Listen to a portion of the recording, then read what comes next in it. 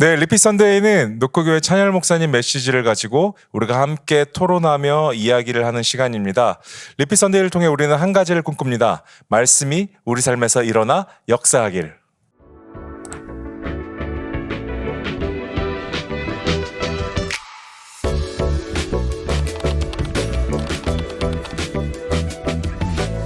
안녕하세요, 목사님. 안녕하십니까. 네, 오늘도 너무나도 좋은 날입니다. 네, 좋은 날입니다. 우리가 또 함께 말씀을 가지고 토론하고 우리가 더 깊이 나갈 수 있다는 건 정말 깊은 은혜의 시간이 되는 것 같습니다. 네. 네, 우리 리피 선데이는 찬열 목사님의 주일 메시지를 가지고 함께 토론하고 우리가 삶으로 어떻게 하면 더 말씀대로 살 수 있을지 같이 이야기를 나누는 시간입니다. 혹시 이번 주 주일 메시지 구체적으로 돌보고 계신 하나님을 아직 듣고 오지 못하셨다라면 소개글과 댓글에 링크가 있습니다. 듣고 오신다면 리피 선데이가 정말 풍성해진 은혜가 넘칠 거라고 생각이 듭니다. 네, 목사님 이번 주 말씀이 이제 구체적으로 돌보고 계신 하나님이었는데요. 어떤 마음, 어떤 것을 우리에게 또 전달해주고 싶으셨는지 그리고 그런 마음들을 또 오프닝으로 얘기해 주시면 너무 감사하겠습니다.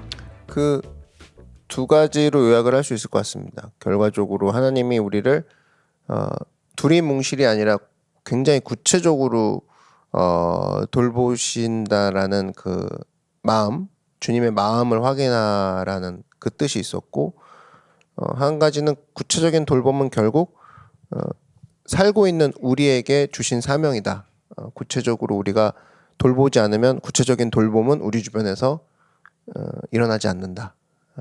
좀 떨리는 말씀이기도 하죠. 구체적인 돌봄을 누군가가 느끼기 위해서는 우리가 움직여야지만 되는 것이고, 움직이는 사람들은 동시에 구체적으로 돌보시는 하나님을 느끼는 그 사람들이어야만 한다.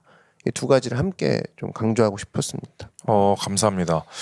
목사님의 이야기를 들어보니까 어떻게 보면 우리의 삶을 어떻게 살아야 되나요? 그리스도인들을 어떻게 살아야 되나요? 라고 했을 때 하나님께서 구약시대에서부터 보여주셨던 당신의 행하셨던 모습들, 그것들을 통해 우리가 따라가면은 되지 않을까라는 생각이 또 들었습니다. 돌보시는 것도 그분이 보여주셨던 모습이잖아요. 그렇죠. 그건 단순히 역사나 어떤 스토리의 문제, 구약을 설명하기 위한 이야기뿐만이 아니라 너희들도 이와 같이 해야 된다라고 보여주는 모습이 아닐까라는 또 생각이 들었습니다. 그렇죠. 굉장히 사실은 성경의 많은 캐릭터들이 느헤미야가 뭐 대표적일 수도 있고 요셉도 그럴 수 있는데 처음엔 약하게 시작하더라도 누군가를 돌보는 시점을 만나면서 이 사람들이 커지거든요. 그러니까 예루살렘 성벽이 무너졌다라고 느헤미야가 뛰어나가면서 이제 이 사람은 성경에 기록될 정도로 큰 인물이 되는 거고 뭐 요셉 같은 경우도 뭐 집에서 인정받는 뭐 채색 옷 입는 아이였지만 사실은 이 아이가 이집트 백성들을 돌보는 지점까지 간 거는 사실은 어떤 그런 과정들, 누군가를 돌봐야 된다, 누군가를 억울한 걸 풀어줘야 된다, 이런 부분들을 사실은 계속적으로 삶에서 만나는 순간에 다윗도 마찬가지고 이 사람들은 누군가를 돌보면서 오히려 자기가 커졌고 그 당시는 모르지만 후대인 우리들은 기억을 하죠. 그러니까 사실은 돌보는 건 큰 유익이 너무나 많죠.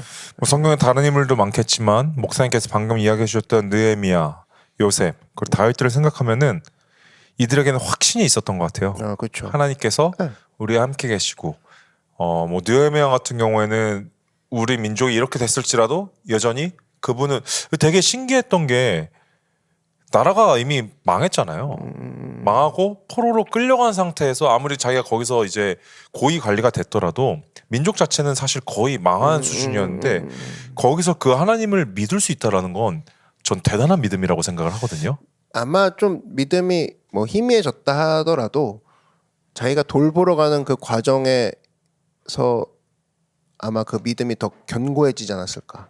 그 과정을 다시 자기가 엔터되면서 내 믿음이 조금이나마 사라졌다라고 느꼈는데 예루살렘 성벽을 돌보러 가는 그 과정에서 내 믿음이 다시 한번 일어나는구나, 그걸 느끼지 않았을까, 그런 생각이 드는 부분이네요. 그 부분. 또 요셉도 마찬가지죠. 그렇죠.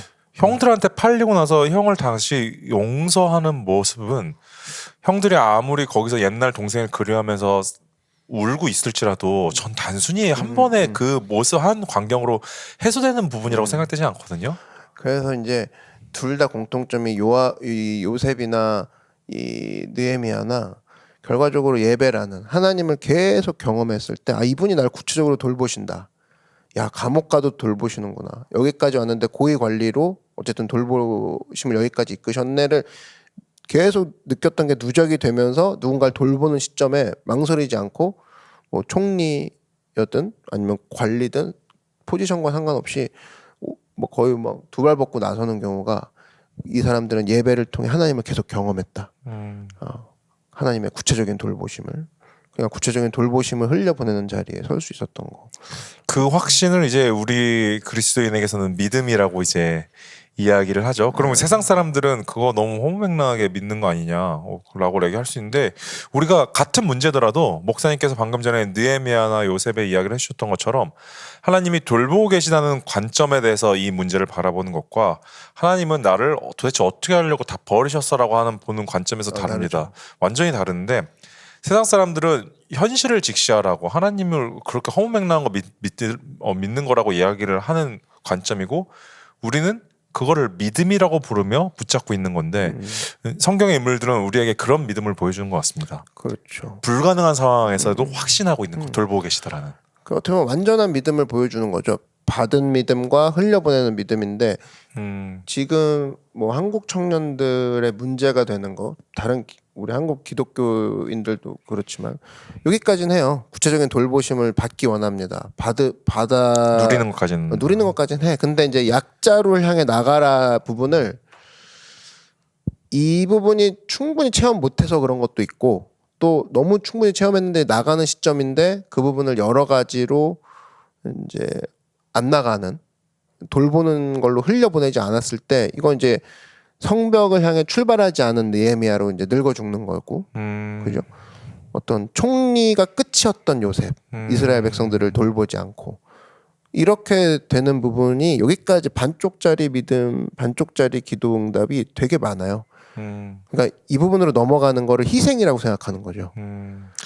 저는 목사님께서 방금 전에 이야기해 주셨던 흘려보내는 믿음이 굉장히 지금 인사이트 있고 흥미롭게 들렸는데 우리는 대부분 목사님 말씀처럼 받은 것에서 끝나는 왜냐면 그건 편하거든요 사실 내 노력이 예배 나오는 것까지는 누구나 다 하기 때문에 거기서 누리고 찬양의 간격과 말씀의 은혜를 누리는 것까지는 그것도 어렵지만 그래도 흘려보내는 믿음보다는 쉽다고 생각을 해요. 근데 목사님 말씀처럼 그 흘려보내는 믿음이 우리에겐 희생으로 각인되어 있기 때문에 네, 맞아요. 그 다음 액션이 사실 1년에 한 번 선교를 가거나 사실 삶에서 우리가 흘려보낼 수 있는 믿음의 형태가 되게 많잖아요. 그게 이제 오늘 돌보는 그런 말씀에 같이 들어있는데 그런 부분들로 가지 못하고 그냥 받은 믿음에서 끝나는 거. 맞아요. 그게 슬픈 현상이 아닐까 또 생각이 듭니다. 사실 선교도 장소만 이동될 뿐이지 그 원초적 그 본심은 똑같지 않습니까? 돌보는데 민족만 다를 뿐이고 돌보는데 기간이 좀 넓어진 거고 집중하는 것 뿐인데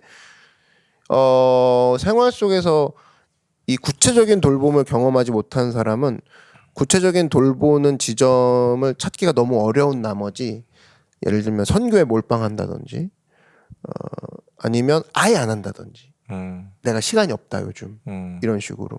근데 사실은 구체적인 돌봄이란 거는 말 그대로 고아 과부 얘기가 나오는 것처럼 일상에서 우리가 얼마든지 말 한마디부터 시작해서 그 잦은 수고로움 이런 것들이 일상이거든요.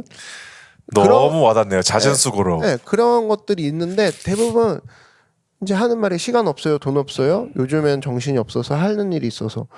근데 사실 여러분 그렇게 얘기하는 민족이 이 사실은 되게 바쁘게 살고 있는 대한민국 민족이 거의 저는 탑3 안에 들 거라고 생각합니다. 그 정도로 바쁘게 살고 있고 그리고 바쁘게 사는 게 돌보지 못해요. 제 주변을 이것과는 사실은 연결이 돼서는 안 되는 부분인데 신앙에서도 여전히 이런 것들 얘기하고 있고 교회는 또 용인해주고 있는 부분 뭐 이건 어쩔 수 없다고 하지만 사실은 계속돼서는 안 되는 부분이긴 하죠. 그래서 시티케어가 굉장히 중요한 거고 선교가는 게 굉장히 중요한 거고 우리는 돌봄을 받고 돌봄을 흘려보내는 것이 마구마구 막 폭격처럼 내리꽂아져야지만 우리 신앙이 막 살아 일어나지. 딱 정해져 있잖아요. 뭐 회사, 그리고 회사 잘 다니게 해주세요. 그리고 뭐 결혼 잘하게 해주세요. 집 구하게 해주세요. 아기 잘 키우게 해주세요. 그 한국 사회랑 유형이 똑같이 가지 않습니까? 그죠? 그러면 이 상황에서는 사실은 성경의 풍성한 은혜들 그 식탁을 다 맛볼 수가 없이 사는 거죠. 그럼 지금이라도 우리는 생각을 다 같이 좀 새롭게 하고 필드 자체를 좀 바꿔야죠. 네, 굉장히 거대한 오프닝인데요 오늘. 저는 큰 오프닝이라고 생각이 드는데 사실 돌보고 계시다, 구체적으로 돌보고 계시는 것에 대해서 우리가 알려고 들어갔지만 사실 주님께서 보여주셨던 것은 우리가 하길 바라시는 것이었다라는 것에서 출발해 우리가 돌보는 과정까지 가는 것, 사실 이것이 이번 주 목사님 메시지의 전부였죠. 그럼에도 한번 이제 나눠줬던 세 가지를 통해서 오늘 우리가 이 큰 오프닝, 빅 오프닝을 어떻게 또 이어져서 갈 건지 같이 이야기를 해보도록 하겠습니다. 네, 첫째는 이제 총 세 가지 노예 상태로 이제 설명을 해주셨어요. 첫 번째는 히브리 노예였고요.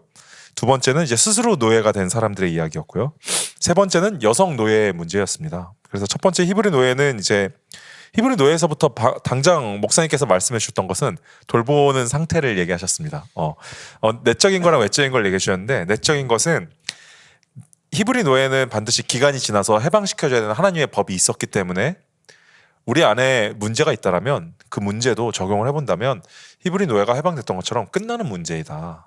그렇게 우리가 확신을 가져야 된다고 이야기를 해주셨고, 두 번째는 히브리 노예를 가졌던 사람들이 하나님의 말씀대로 노예를 해방시켜줬던 것처럼 우리도 다른 사람들을 그렇게 풀어주는 역할로 살아야 된다고 이야기를 해주셨습니다. 근데 이걸 앞서 말하기 전에 혹시나 오해가 아직 있으신 분들이 있으실 것 같아서 노예에 대해서 우리가 한번 이야기를 해보고 싶어요. 노예라는 법을 하나님께서 주셨지만 사실 노예라는 제도가 없었으면 더 깔끔했을 텐데 왜 하나님은 노예를 만드셨을까요? 라는 질문은 성경에서 이야기해주지 않았기 때문에 우리가 살펴보는 건 조금 성경에서 이야기하지 않는 부분들에 대해서 아이디어를 나눠볼 수는 있겠지만 왜 이것들이 허용이 됐을까요? 어떻게 바라봐야 될까요, 우리가? 노예란 제도가 이렇게 언급되고 있는 거. 이제 왜냐면 이제 우리가 구약에서 하나님을 바라볼 때 그런 전쟁이나 여러 가지 이제 구체적으로 이제 고민을 갖는 이제 의문점들이 몇 개 있잖아요. 네, 이슈들. 그게 사실은 여러분 그게 하나님에게서부터 기인된 건 아니라는 거죠. 인간의 욕심과 무조건 연결되어 있습니다. 네. 노예도 인간의 욕심이고 네. 전쟁도 인간의 욕심이거든요. 결과적으로 주신 것에 만족하지 못하고 더 갖기 위한 모든 것들이 노예와 전쟁과 결국엔 기근으로도 연결이 되고, 왜냐하면 한쪽은 부하게 되고 한쪽은 너무 빈곤하게 되는 거니까. 이런 것들의 그 뿌리를 보면은 로마서 3장처럼 하나님을 두려워하지 않아서 이런 모든 것들을 하고 있다고 얘기를 해요. 네. 입에서부터 발까지 한번 훑으시죠. 너희가 하나님을 두려워하지 않으므로 불의한 거짓말을 하고 너희의 발은 무덤을 향해 걷고 너희가 하는 모든 것들은 피 흘림이 있다. 이게 뭐냐면 사실은 지금 인간이 인간에게 피해를 주는 모든 제도들은 너희에게서 지금 나왔다는 거. 예수님도 얘기하는 것이 인간의 가장 더러운 부분은 마음이다라고 얘기를 하시죠. 그러니까 손과 발이 지금 행하고 있는 노예와 전쟁 이런 제도가 손과 발로 행하는 것 같지만 사실은 우리 마음에서부터 나왔다는 거. 그리고 이거를 통해서 사실은 애초부터 왜 막지 않으셨냐 이런 부분을 갖기에는 우리가 사실은 우리에게 책임이 있다라는 부분을 넘어가서는 안 됩니다. 사실 그렇게 걸고 넘어지면 선악과까지 올라가거든요. 그렇죠. 그러니까 사실은 우리 인간들 사이에서 이런 일이 벌어지면은 이렇게 접근 안 하거든요. 예를 들면 뭐 애초부터 차를 끌고 나오지 마셨어야죠. 차 사고 났을 때 왜 차를 사셨어요? 이런 얘기 안 하잖아요. 그렇죠. 말도 안 된다고 그러고. 네, 맞아요. 근데 우리가 하나님 이야기만 들어가면 왜 애초부터 막지 않으셨냐고 얘기를 합니다. 그러면 사실 이 부분은 여러 가지를 떠나서 모든 책임은 당신한테 있어 이 얘기거든요. 그랬을 때 사실은 우리가 굉장히 받은 당한 것이 많고 그것을 기억하는 사람은 그런 얘기를 안 해요. 사실은 내가 다치지 않은 것만도 하나님 감사합니다. 목숨 주셔서 감사합니다. 이런 얘기를 하는데 꼭 주시지 않은 것을 먼저 얘기하는 사람은 평소에도 주신 것들에 대해서 누리지 못하는 사람. 그렇기 때문에 우리가 먼저 노예제도나 전쟁이나 기근을 얘기하기 이전에 하나님은 이렇게 구체적인 돌보심을 먼저 명시하신 분이고 이 부분들이 결국엔 안 지켜지는 게 사사기로 넘어가죠. 사사기에서 제일 먼저 타락하는 것들이 이 하나님을 믿는다고 하는 사람들에서부터 시작이 됩니다. 자기들의 욕심과 충돌이 되는 거. 그래서 사사기를 남겨두신 거예요. 이런 경전이 어디 있습니까? 자기 얼굴에 먹칠하는 경전을 하나님은 남겨두셨어요. 그리고 사사기에 그 큰 7번의 타락, 7번의 구원하심을 보여주신 이유는 사실 얼굴에 똥칠하시는 거거든요. 내가 만든 백성이 나에게 대항하고 나를 거역하는 모습을 계속 적어두시는 거예요. 근데 결국엔 이런 사람이 바로 나였고 이런 내가 신약 가서 예수님이 나를 안아주시는 거거든요. 그 부분까지 본다 그러면 사실은 우리가 좀 크게 보는 부분 그리고 성경이 어떤 부분을 강조하고 있는가라고 했을 때 노예와 전쟁을 강조하는 게 아니라 계속적으로 노예와 전쟁과 같은 불공평한 사회제도를 만들어내는 인간을 하나님께서는 이끄시고 품으시고 결국에는 안아주신다가 강조되는 부분이 성경이기 때문에 그것이 바로 나고 그것이 내 이웃이 될 수도 있다. 이 부분에 초점을 맞추면서 읽는 것이 사실은 제일 하나님의 그 마음을 정확히 아는 길이죠. 저는 목사님 말씀을 들어보니까 그 노예라는 불공정한 제도를 하나님께서는 보셨고 그 안에서 더 이상 인간의 규격을 넘어서는 일이 발생되지 않게 이 법을 주셨다고 생각이 들어요. 개입을 하신 거죠. 지켜보시다가 사실. 그렇죠. 네. 뭐 가인이 사실은 가인과 아벨의 가인이 이제 도시를 제일 먼저 최초의 도시를 만들고 최초의 성을 쌓은 사람인데 그 하나님 떠난 사람들의 특징이 그래요. 성부터 쌓아요. 가인이 그런 거예요. 성부터 쌓은 거예요. 길을 내는 자가 아니라 자기만의 성을 쌓고 그 안에서 노예제도가 시작이 된 거거든요. 그러면 근데 그 하나님께서는 그러면 당장 불을 내려서 뭐 이거 없애면 되지 않냐. 그렇게 접근할 게 아니라 가인도 하나님이 보시기에는 자녀고 나중에 가인에게도 너를 보호해 주겠다고 얘기하지 않으십니까? 그런 부분 내가 바로 가인일 수도 있다. 그렇게 되면 하나님은 계속 기회를 주시고 계속적으로 세컨 찬스를 나에게 주시는 분이구나. 그 성경의 모든 인물들을 나와 동일시해서 여러분 읽다 보면 와 진짜 여기서 만약에 단카레라는 말을 나한테 쓰셨다면 큰일 났겠네. 나한테 세컨 찬스가 주셨듯이 이 사람에게 세컨 찬스를 주시고 있는 것이고 이 모든 것들을 결국 여러분 기회를 주는 사람이 그 세력 그 집단에서 제일 대빵이 할 수 있는 게 기회를 주는 사람이거든요. 사장만이 기회를 줄 수 있고 그 경영주만이 기회를 줄 수 있습니다. 그 얘기는 뭐냐면 모든 일이 일어나도 책임지겠다는 얘기예요. 그러니까 하나님이 계속 세상에 기회를 주는 거죠. 기회를 주는 걸 가지고 여러분은 우리가 왜 기회를 주냐 한 번에 다 없애버려야지 이렇게 얘기를 할 수 없다라는 부분입니다. 하나님은 계속 기회를 주신다고 생각하시면 되는 거죠. 네, 감사합니다. 그래서 우리가 노예라는 걸 이렇게 이해를 하고 가시면 될 것 같아요. 구약에 하나님께서 늘 우리에게 관계라는 큰 테두리 안에서 선택이라는 걸 주셨고 그 선택을 잘못 저지르는 에덴 동산에서부터 계속 오는데 제가 보기엔 노예는 하나님이 보다 못해 인간 이하의 일들이 벌어질 것 같으셔서 개입하셔서 주신 거 아닌가 싶습니다. 이스라엘 백성에게. 결국에는 예수님이 오늘 이제 설교 때도 얘기했지만 예수님이 스스로 노예가 되셨잖아요. 우리를 위해서. 네. 우리를 위해서 이제 귀가 뚫으면 당시에 노예의 어떤 상징이었는데 그는 몸이 뚫리셨단 말이죠. 우리를 위해서. 그러면 그것을 오히려 역으로 이용하셔서 우리에게 굉장히 큰 어필을 하시는 거죠. 그래서 이 첫 번째를 보면 이제 히브리 노예를 얘기해 주셨는데 아까 얘기했던 것처럼 히브리 노예에서는 내적으로 본다면 우리의 문제가 결국 끝날 것이다. 근데 이거는 그러면 어떻게 우리가 그런 힘든 문제 속에서 그렇게 할 수 있을까요? 적용할 수 있을까라고 했을 때 목사님께서 방금 얘기해 주셨던 예수님과 연결을 하면 될 것 같아요. 그가 채찍에 맞음으로 나음을 입었도다. 사실 우리는 그 말씀에 의지하면서 회복을 얻고 구하는 거잖아요. 그랬을 때 이 문제는 예수님께서 끝을 내셨고 그리고 끝날 것이다. 그렇게 생각을 해봐도 될까요? 그렇죠. 결과적으로 예수님이 사실은 이미 다 해놓으신 것들을 우리가 확인하면서 사는 게 신앙생활인데 네. 그래서 오늘도 보면 노예 생활 또 신앙생활 결국 생활자가 다 붙는 거기 때문에 이것을 가까이 체험을 하는 자리에 늘 서 있는 게 되게 중요합니다. 그래서 그게 바로 사실은 크루고 크루에서 각자의 생활을 듣잖아요. 그 각자의 노예로 인해서 아파하는 생활들 아니면 주님으로 인해서 진짜 내 삶이 하나님이 나를 위해서 노예가 종이 되셨다. 십자가에 달려서 죄인의 어떤 입장으로 달리셨다. 이런 부분들을 계속 나누는 가운데 자신보다 훨씬 더 뛰어난 모습의 지금 나의 현재 모습보다 더 큰 나의 모습으로 시프트할 수 있는 기회가 크루에서 이야기하면서 나오는 거고 사실은 팀입니다. 팀이 누군가를 위해 섬기고 돌보는 자리에 어쨌든 서 있는 자리잖아요. 거기서 이것들을 어떻게 보면 굉장히 가깝게 느낄 수 있는 게 팀이죠. 그래서 그 앞에 뭐가 붙느냐가 다른 것뿐이죠.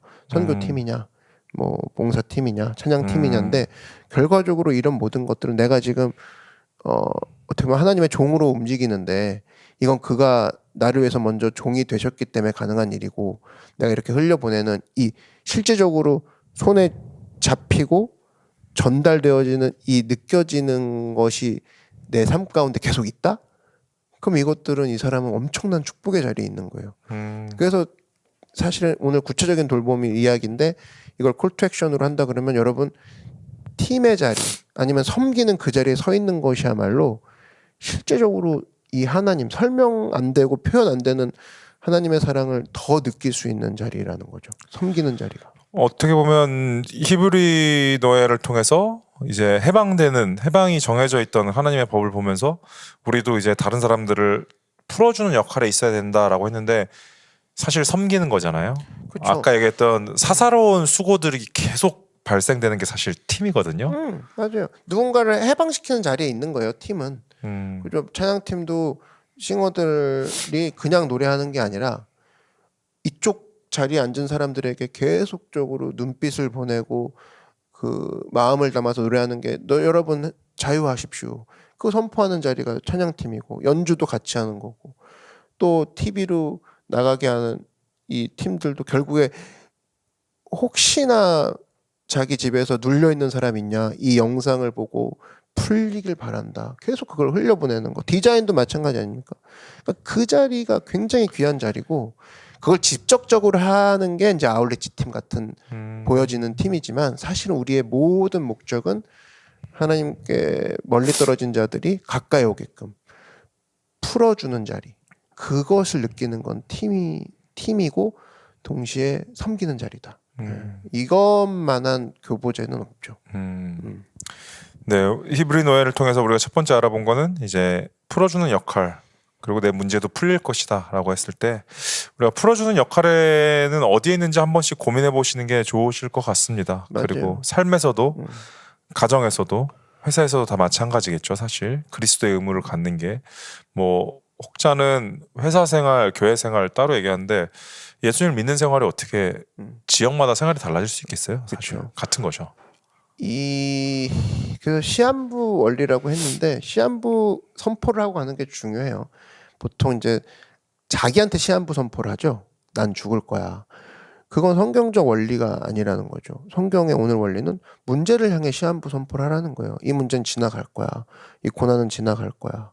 하나님이 계시니까 가로 닫고 이게 있는 건데 하루를 시작할 때도 오늘은 망할 거야. 자기한테 시한부 선포를 합니다.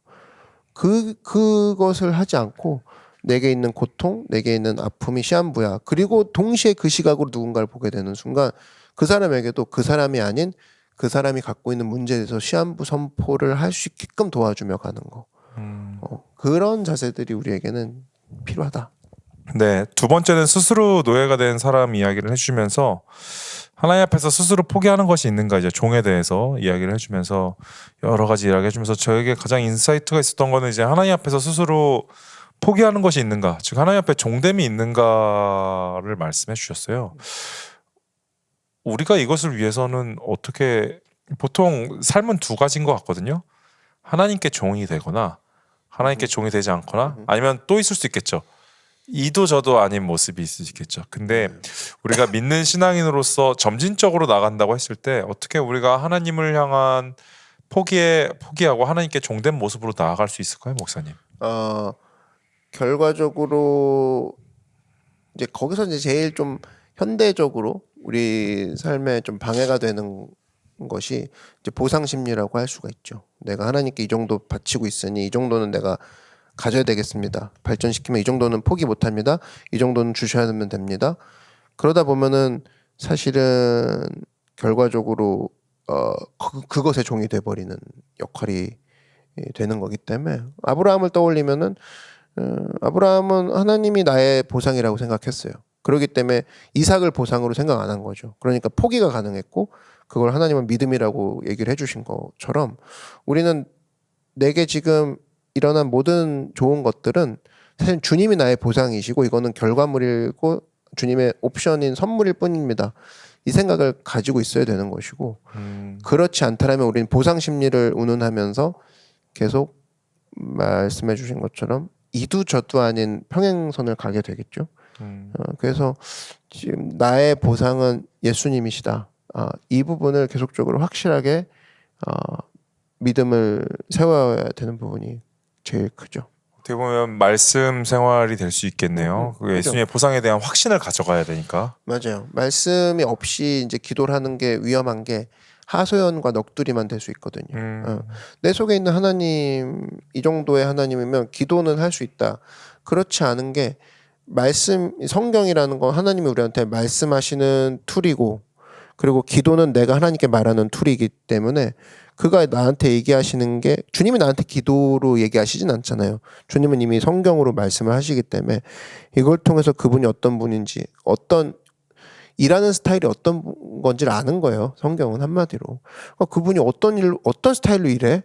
이걸 모르고 우리는 거래처 사람이랑 아니면 코오퍼를 못 하잖아요. 그 코워커를 못 하잖아. 그래서 하나님은 이렇게 일하시는 분이고 이렇게 일하는 사람 좋아해. 이게 66권이라는 거죠. 그리고 더 유기적으로는 성령님이 계속 알려주시는 부분. 그러니까 우리는 두 가지를 해야 됩니다.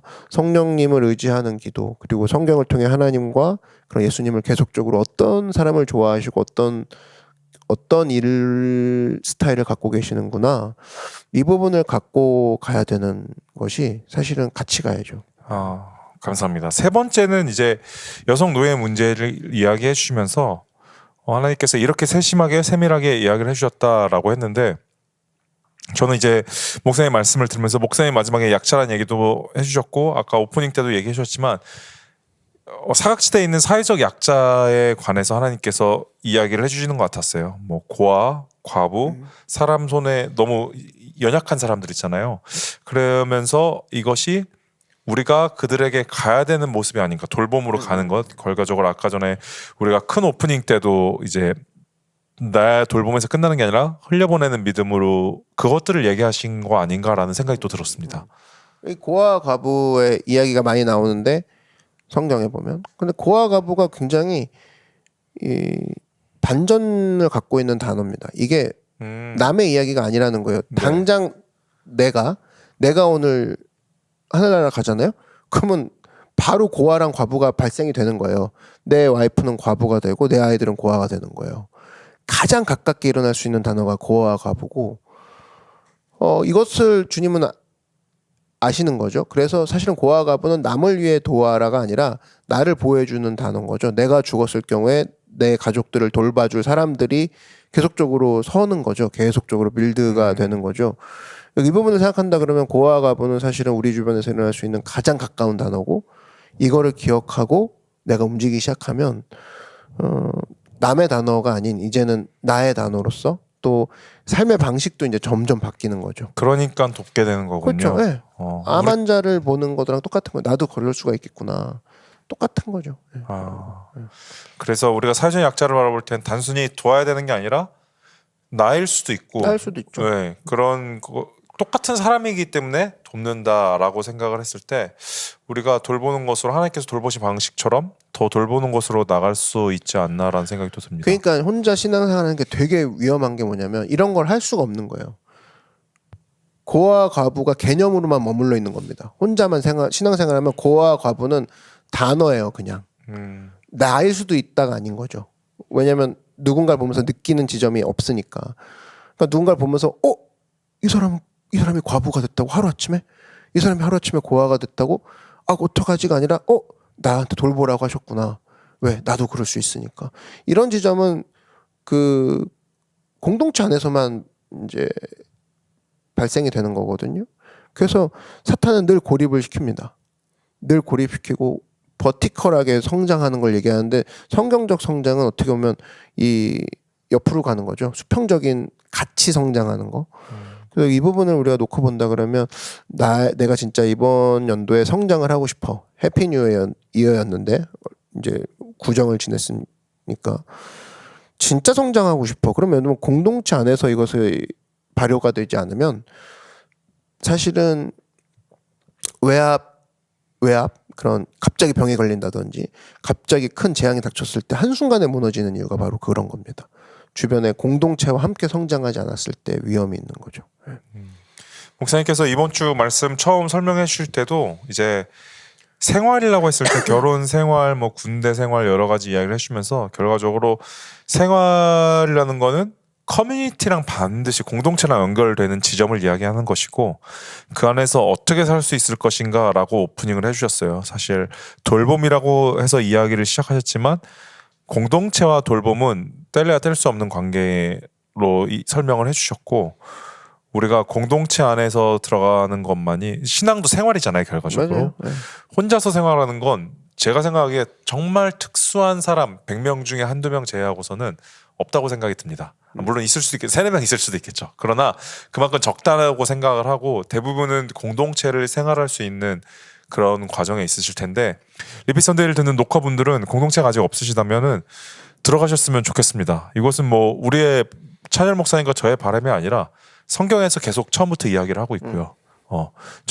그것을 그 안에 들어가야지만 다른 사람의 부족함, 내 안의 부족함 이것들을 맞부딪히면서 이제 예수님의 형상으로 닮아가려고 노력을 하는 거잖아요. 실제적으로 내가 혼자 운동을 해서 결과를 낼 수 없는 것처럼 다른 사람이랑 해보니까 어떻게 해야 되는지 어떻게 나갈 수 있는 것 그것이 이제 생활이라고 생각이 들거든요. 그랬을 때 오늘 말씀처럼 공동체로 오셔서 그리고 더 들어갈 수 있는 공동체가 돌봄을 이제 이미 공동체에 계신 분들은 제안을 합니다. 진짜 돌봄을 실천할 수 있는 당장 실천할 수 있는 팀이나 여러 흘려보내야죠. 그런 곳에 가셔서 선교 이런 데 가셔서 돌봄을 흘려보내시고 흘려보내는 믿음에 대해서 선택을 하시고 그리고 아직 공동체가 없으신 분들이 계시더라면 녹화분들이 계시더라면 들어가셔서 그곳에서 어려움을 겪으면서 감히 이렇게 얘기합니다. 어려움을 겪으면서 예수님을 닮아가는 시간들이 되었으면 좋겠습니다. 그래서 저는 한국 청년들 보면 되게 가능성이 많고 굉장히 재능도 있고 이해도 빠르고 충성도도 높아요.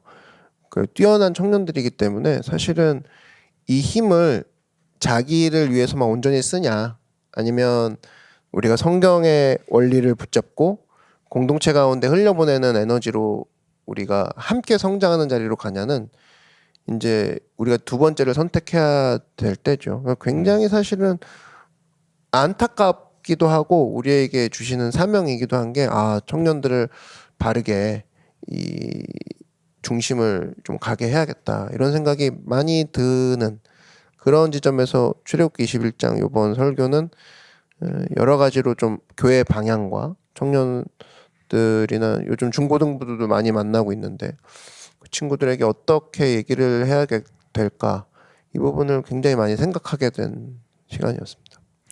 감사합니다. 오늘 이번 주 목사님 찬열 목사님 말씀처럼 구체적으로 돌보고 계신 하나님의 이 메시지를 통해서 우리 녹화분들의 삶이 내가 돌봄을 받고 있다라는 확신을 가지시고 그래서 그 말씀을 통해 위로와 평안을 가지시고 그 다음에 이제 진짜 돌봄을 행하는 회사와 직장과 교회와 가정 여러 군데에서 예수님의 모습으로 돌봄을 행하는 우리 녹화분들이 됐으면 좋겠습니다.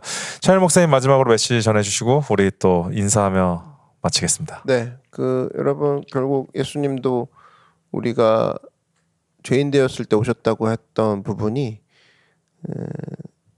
죄인인 모습을 바라보시고 온 게 아니라 그 안에 자녀인 것을 발견하고 달려오신 거란 말이죠. 그래서 겉의 모습을 보고 오신 게 아니라 그 안에 진짜 얘의 모습을 보고 오셨다는 겁니다. 마찬가지로 우리 삶 속에서도 환경의 겉을 보고 낙심할 게 아니라 그 환경 뒤에 진짜 숨겨진 하나님의 마음, 또 하나님의 돌보심, 이거를 확신하고 뛰어나아가 승리하는 여러분 되길 바랍니다. 네, 감사합니다. 우리 이렇게 한 주간도 말씀으로 승리하고 말씀으로 예수님을 닮아가는 우리 노커 되시길 바라겠습니다. 우리 그러면 다음 주 리피 선데이 때 만나도록 할게요. 안녕. 안녕. 저는 성경을 읽는 것을 너무너무 좋아합니다. 하나님이 누구신지, 그가 나를 어떻게 생각하시고 또 어떻게 일하고 계신지를 자세히 알 수 있기 때문입니다. 이 기쁨을 여러분과 함께 누리고 싶습니다. 그래서 제가 준비한 게 있는데요. 매일매일 묵상할 수 있는 성경 읽기표를 만들었습니다. 그곳에는 그날 절대 놓치면 안 되는 핵심 내용과 가이드가 함께 적혀져 있습니다. 묵상 마지막에는 그 본문을 토대로 하는 짧은 기도문도 올려져 있습니다. 함께 하시면 성경 읽기 너무너무 쉽고 재미있고 또한 깊이를 체험하실 것입니다. 예수님을 닮아가는 가장 좋은 방법, 바로 성경을 읽는 것입니다. 링크를 통해 제 계정에 오셔서 성경을 읽는 팁을 만나시고 매일 묵상 댓글을 통해 함께 말씀을 읽고 있는 많은 친구들을 만나보십시오. 저와 함께하는 원이어 바이블에서 만나요.